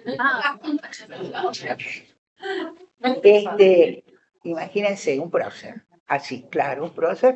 Ese prócer estaba en un despacho muy amplio, pues lleno de libros, una mesa ovalada así, llena de libros, carpetas, y nos está esperando. Entonces, ¿de qué se trata, Alfredo? Y entonces, como acá no hay otra posibilidad de reunión, y como acá en Posada no tenemos un café a la vuelta, que sí tienen en Filo, en antropología de Filo en Buenos Aires, están llenos de café, yo aprendí más en los cafés, en mi carrera de grado, en muchos casos, aprendí más en los cafés que en las aulas. Por ejemplo, yo de Levi Strauss, Antropología Estructural, editada por Eudeva, donde supe en los cafés, porque se leía en filosofía, pero no se leía en antropología. Espectacular, ¿no?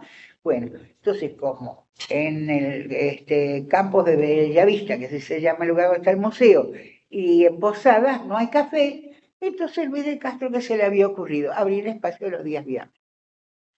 ¿Y saben cómo se llama ese espacio? A quien le puede interesar.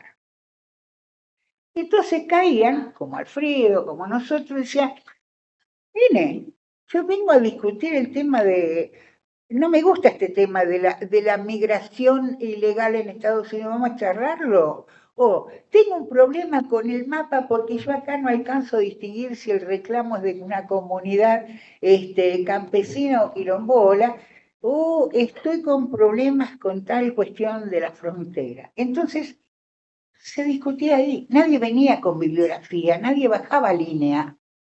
No, se tiraban ideas. ¿Y eso qué genera, gente? La chispa que mueve la dinámica de las ideas y de la comunidad. Ven que vuelve a insistir con comunidad. Es la comunidad la que genera conocimiento científico, búsqueda de la verdad y también, ¿por qué no?, en este sagrado templo del saber, en alguna medida, luchar contra la incertidumbre. Ok, vamos a...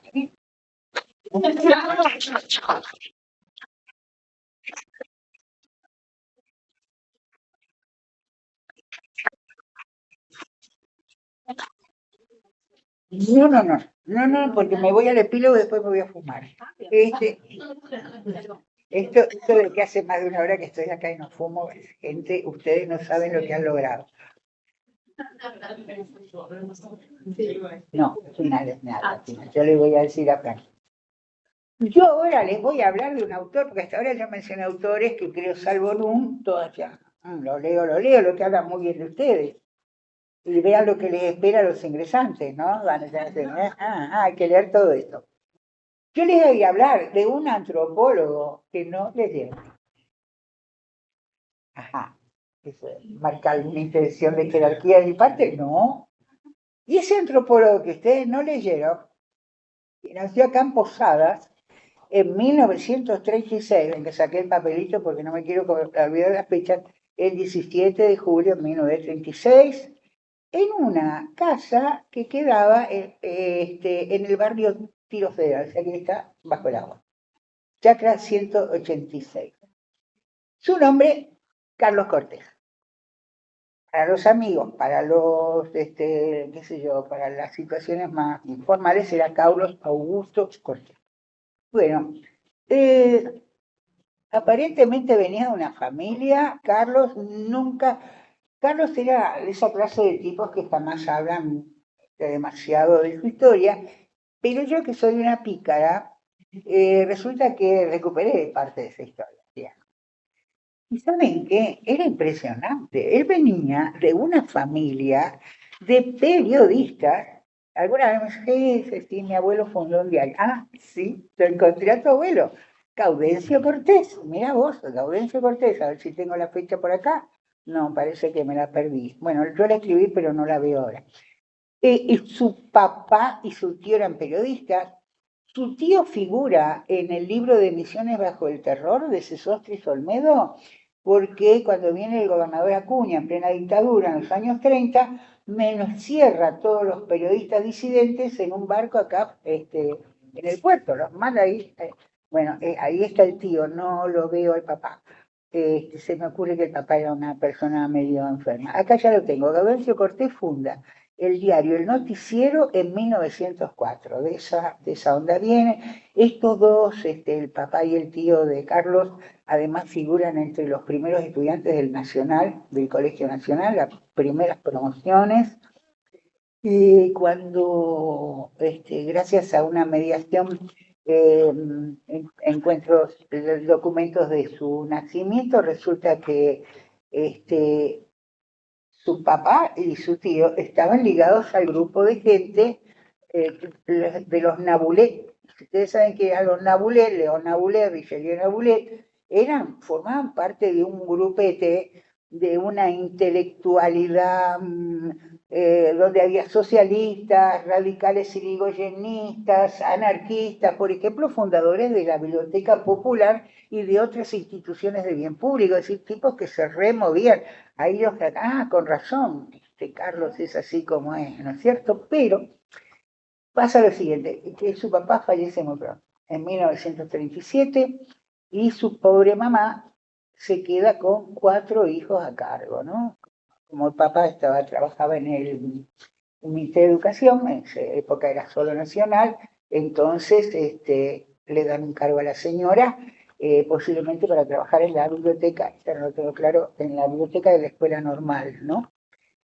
En el interino ocurre algo terrible, fíjense, ellos están viviendo en el barrio Tiro Federal, eran chicos deportistas, los 2 hermanos mayores de Carlos mueren ahogados. Él no quiso mucho hablar del tema, pero yo que soy una pilla, empecé a rastrear y por lo menos sé que Jorge Gaudencio, que era el segundo hermano, estaba haciendo el secundario en la normal y muere antes de recibirse. Se esperaba que se recibiera en 1947, en esa promoción él fallece antes, pero también su hermano mayor, los 2 ahogados, ¿se imaginan? Pobre mamá, el papá fallecido, único sostén de familia, 2 pibes estos adolescentes se ahogan, y entonces se muda a la calle, acá, al centro de la ciudad. Yo imagino que del Río no quería saber nada, pobrecita. Sarmiento, casi Jujuy, a mano izquierda todavía se conserva la casa familiar, ¿no? Y bueno, y se quedan en Posadas hasta que Vilma Carmencita, termina también en la escuela normal. Hay fotos de ella, porque ya tiene muchos amigos. Yo tengo cartas de Carmencita dirigidas a sus amigas de acá, o por lo menos a una de ellas, que vos conociste, se mudan a Buenos Aires, primero a José Cepaz, después alquilan una casa, hasta yo donde sea alquilada, en el barrio del Once, y ahí hace Carlos el secundario en el Mariano Acosta, se recibe de maestro normal nacional, después va al Instituto de Educación Física Rafael Romero Brest, se recibe de maestro de Educación Física Infantil. Son muy graciosas las fotos de él en uniforme de frente y perfil, la verdad es que con razón las ocultaba. En la UBA un curso de bioestadística, así que aparte de trabajar en la biblioteca del maestro, trabaja también en el Ministerio de Hacienda, y entra en 1965 a la Escuela República de Cuba en el barrio de Belgrano, donde, bueno, primero como maestro, luego asciende como subdirector y finalmente como subdirector a cargo de dirección. Ok, hasta ahí ya lo tengo. Y entonces, yo lo conozco en 1970 cuando va a estudiar antropología. Ahí nos hacemos con pinches. El tipo era realmente alto con pinches. Serio, él era como esos tangueros viejos, ¿sí? Muy de saco y pantalón, impecable, camisa y corbata, peitado impecable, los zapatos bien lustrados. La verdad que nosotros sabíamos que era medio pilincho, es decir, tenía pelo negro muy abundante y se le paraba, entonces como se peinaba, ¿no? Como un fijador, así, ¿no? Reaplastado. Y yo les cuento esto de la pinta del tipo, porque éramos los raros en la Independencia, ¿viste? ¿Quién éramos los raros? Los que en vez de curtir una onda hippie en los años 70 veníamos a trabajar. Entonces él venía a ser director de una escuela, no podía andar zaparrastros. Y yo venía de trabajar en el mercado de abasto haciendo contabilidades para un frutero mayorista, así que, viste, la blusita, que es una cosita. Éramos los raros. Y como raros nos hicimos amigos. Había otros raros, no se crean que éramos los únicos. Y entonces, hubo una cursada, que yo no me acuerdo bien cuál era, que sería una historia o economía del pensamiento nacional, algo así, que nos quedamos muy enganchados con la lectura de Jauretche, de Hernández Arregui, y el trabajo final era una monografía, porque antes no hacíamos paper, ustedes hacen paper, no. Nosotros hacíamos monografía, entonces me dice Carlos, che, ¿te va que hagamos una sobre la economía en el peronismo? Y todavía era dictadura, ya blanda, pero era. Entonces empezamos, le digo, sí, ok, hagamos entre los dos. Empezamos a buscar material, no, eso no se encuentra, esto no está disponible, eso no.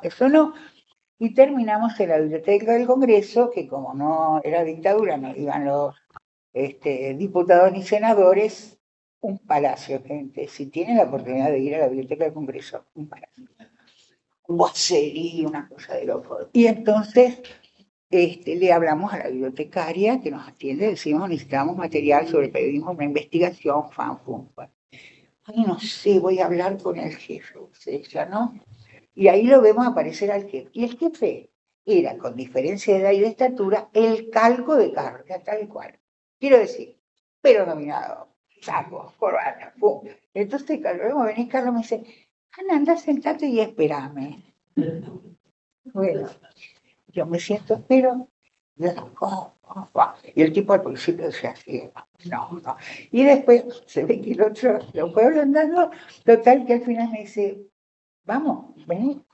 Y él nos lleva por un pasillo, otro pasillo, abre una puerta y entonces había un montón de cajas y dice, yo nunca les mostré esto y ustedes a mí no me conocen. Mira, materiales sobre peronismo a patadas. Hicimos un trabajo espectacular, pero ¿qué es lo que pasa? A estos bibliotecarios, en algún momento de la sucesión de dictadura del 55 en más, les habían ordenado reunirlo, sacarlo de la visita al público y quemarlo. Y a un bibliotecario vos no le podés pedir que queme libros, ¿viste? Entonces los habían guardado y conservado así como muy en secreto, que se pasaban de unos a otros, o a lo mejor el tipo era un bárbaro, ¿viste? Dirigente de la resistencia peronista y yo me perdí de entrevistarlo, bueno, lo que sea, eso quedó, pero quiere decir, ¿cómo era el tipo? Carlos era un tipo muy sociable, siempre muy recto en sus modos, etcétera, un gran sentido del humor, cultivaba mucho las amistades, le gustaba la poesía, leía en infernal lo que leía. Por ejemplo, cuando nos hacemos cargo de etnografía americana, En el 74 los profes de antropología que sabían que se les venía un juicio académico, aunque sea informal, se volvieron al CONICET y abandonaron las materias. Entonces, en este caso, Sandra Cifredi, que daba etnografía americana, la diferencia de ella es que ella efectivamente estaba cursando un embarazo.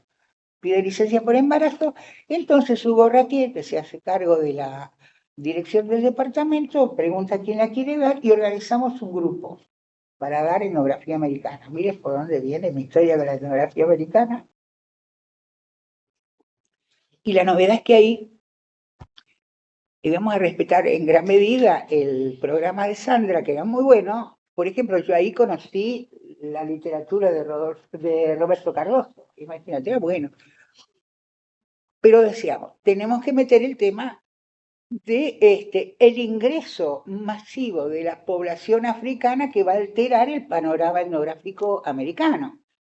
Hasta este momento era todo muy tradicionalista, ¿viste? No, los negros vinieron afuera, entonces no son etnografía americana. Lo metemos y el tema era que éramos en prácticos. Y a Carlos se le ocurre, porque era un gran lector, meter la novela El reino de este mundo de Alejo Carpentier. Y Babense de nuevo, porque tuvimos un éxito bárbaro en ese práctico donde trabajamos El reino de este mundo, que hoy sería imposible, me imagino, que es la rebelión de Haití y de su figura emblemática, Toussaint Louverture. Maravilloso, nos fue bárbaro, nos fue genial. La cuestión es que, bueno, tan lector, que Carlos se alquila un departamento para él, le llama Bulín, en la calle La Valleja. Uno de sus amigos, al que yo conocí, el Pedrito, que era flaquito, todo así, le gustaba mucho la poesía y todavía me quedó un libro suyo. Y le dice, Carlos, mi novia no tiene dónde ir, no. La cuestión es que Carlos le dice, bueno, vénganse a La Valleja, se instalan ahí, muy buen amigo, y resulta que final del 75 me viene a ver Carlos muy abrumado. Yo ayer estuve hablando de esto con una amiga común, y me dice, Ana, Pedrito cayó en un enfrentamiento, que él lo hubiera dicho, estaban cambiándole las patentes al auto en el que se movía con otros compañeros, la policía los encontró, balacera, murió Pedrito, y dice, ¿sabes qué? Cuando descubran dónde vivía Pedrito, bueno, el alquiler es mío, me van a buscar a mí. Esta amiga me aclaró ayer que él salió del Paso yendo él a hacer la denuncia a la comisaría. Pero efectivamente ya lo estaban buscando. Entonces, Carlos desaparece el 1 de junio de 1976. Y por la fecha ustedes dirían, cayó enseguida, era un alto dirigente. No, era un periférico. Pero cayó rápidamente porque ya lo tenían, es decir, la AAA, el ejército, etcétera, ya lo tenían. Empezamos a buscar los compañeros, ya ven que tenía muchos compañeros y amigos, que lo queríamos mucho. Nos dicen por la zona donde desapareció Carlos, eso era zona del control de la Armada, de la Marina. Seguro que está en la ESMA. Entonces, a rastrear, ¿quién conoce a alguien de la Marina?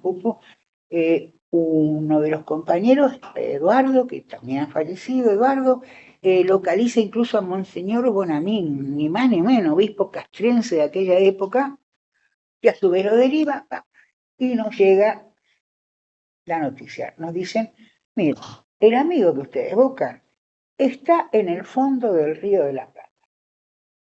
O sea, nosotros sabíamos de los vuelos de la muerte ya en el 76. Está en el fondo del Río de la Plata y no lo busquen más, porque si no, a ustedes les va a pasar lo mismo. Yo quiero que emprendan el terror. A ustedes les va a pasar lo mismo, no lo busquen más. Bueno, el tema, le decimos a su mamá y a su hermana esto, porque ellas seguían buscando. No, es mejor no decir. Pero ¿qué pasa? Para septiembre-octubre empiezan a recibir llamadas telefónicas de un tipo. El tipo que les dice, Carlos está muy bien, pronto va a quedar libre, extraña las comidas de su mamá, y colgaba. Ellas estaban muy felices con esto, creían realmente en la llamada, y nosotros sabíamos que era macana. Bueno, yo me vine a Misiones, cada uno siguió su vida, ellas siguieron en su lucha, iniciaron causas. Él está inscrito en los registros de la CONADEP, incluso tengo el número de registro por si a alguno le interesa, y el legajo 1076, dice. Y una noche del 23 de abril del 2015, yo estoy durmiendo en mi departamentito de Villa Cabello y me llaman Patricia Lizarraga y me dice, Ana, ¿vos sabés algo de un antropólogo misionero? No, digo, Carlos Cortés. Sí, estamos buscando más datos y vos tenés... Apareció Carlos Cortés y ¿saben qué me dice? Que el grupo que estaba trabajando en la documentación de automotores Orleti, centro de detención, encuentra una muchacha, Alicia, con el apellido, que dice que ella antes había estado en el Banco de Quilmes y que ahí había conocido entre noviembre y diciembre de 1976 a Carlos Cortés. Es decir, que efectivamente las llamadas eran correctas. Él estaba con vida. Lo que yo no sé, y por eso hablé con mi amiga ayer, es qué pasó. ¿Por qué seguían llamando? Y las llamadas, según la investigación de este grupo, se mantuvieron hasta 1979. Se iniciaron dos causas en el primer cuerpo de ejército, la causa Suárez Mason, ahí están las dos situaciones de Carlos. En ambas, en el 2004, se dio por cerrada la cuestión porque faltaban elementos de prueba de que hubiera estado en esos lugares. Bueno, en fin. Después Canicova Corral fue el que decidió que, bueno, no había más nada que hacer, cerró la investigación. Y entonces, en la última lista que me mandaron de las víctimas de la dictadura en filo, no sé si ustedes saben, pero hay un terrible panel que están todos los rostros de las víctimas. En la última lista que me mandaron dice, hay 423 víctimas del terrorismo de Estado que son no solo de filosofía y letras, sino de socio y de psicología. 423. Bueno, mi respuesta a esto, queridos, es decir, porque acá no está Pedrito, y Pedrito era estudiante de filosofía.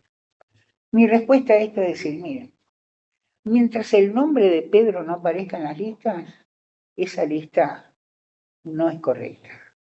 Mientras en la lista de los 30.000 eventualmente que entreguen algún día las fuerzas de seguridad que operaron todo este estropicio, todo este gran drama nacional, no está el nombre de Pedro y el de Carlos, esas listas no estarán completas. Mientras tanto, nosotros seguimos juntando huesitos, ADN, restos de ropa, de a poquito armando nuestro propio elemento de prueba. Pero si entregaran las listas, el manto de incertidumbre en el que se mueve nuestra sociedad nacional, en parte se despejaría.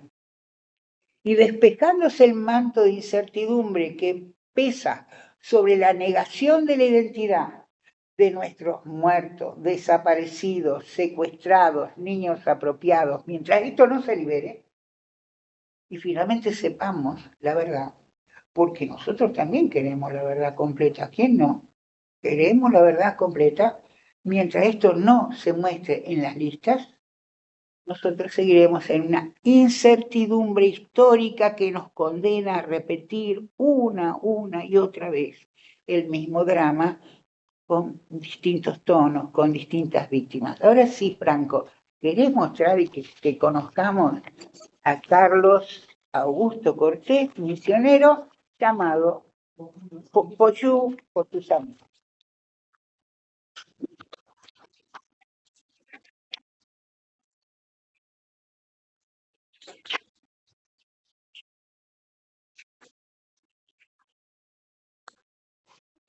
¿Pudiste bajar? Me vuelvo. Apagar la luz de este lado.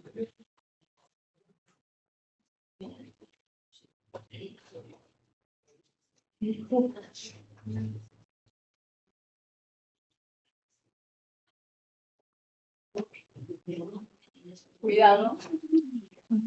Cuidado.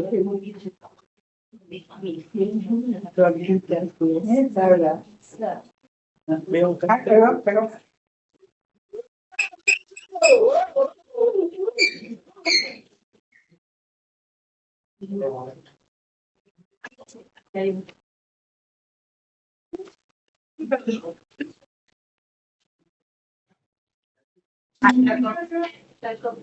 Está subiendo.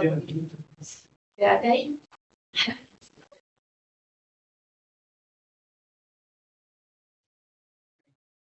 Este recordatorio en página 12 apareció 20 años después, es decir, en 1 de junio de 1990. Y después no lo encontré más. Es decir, posiblemente ya su hermana y su mamá no estaban en condiciones de seguir.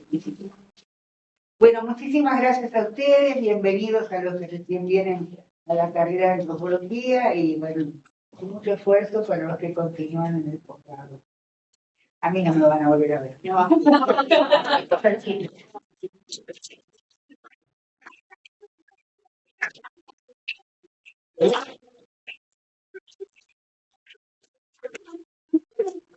Bien, ahora antes de pasar al brindis, no se vayan. Los que quieran hacer alguna pregunta o comentario, aprovechen que Ana está acá. Se nos quiere ir, parece, no. Estoy así de presencial. Así que si quieren preguntar algo, ¿alguien se atreve?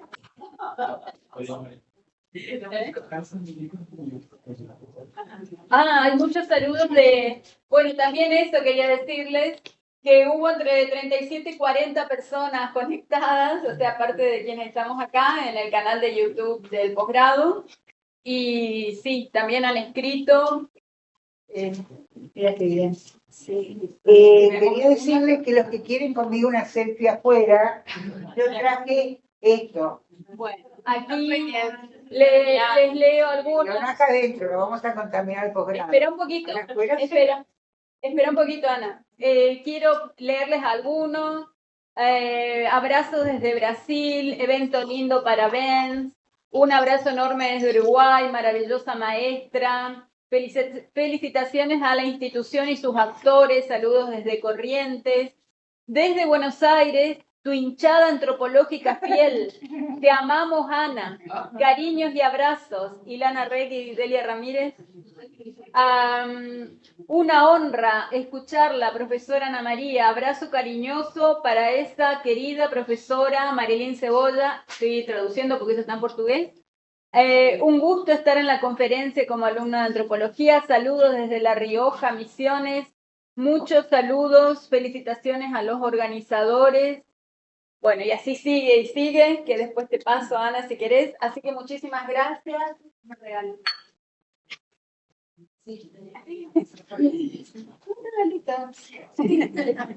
Más de 2 minutos. Quisiera, si nadie va a hacer ningún comentario, quisiera agradecerte mucho, Ana, la presencia, haber aceptado la invitación. Teníamos mucha expectativa en que los estudiantes nuevos te conocieran. Para el jardín que está creando la profesora ahora en su tiempo libre. Por favor, qué maravilla, qué maravilla, qué maravilla.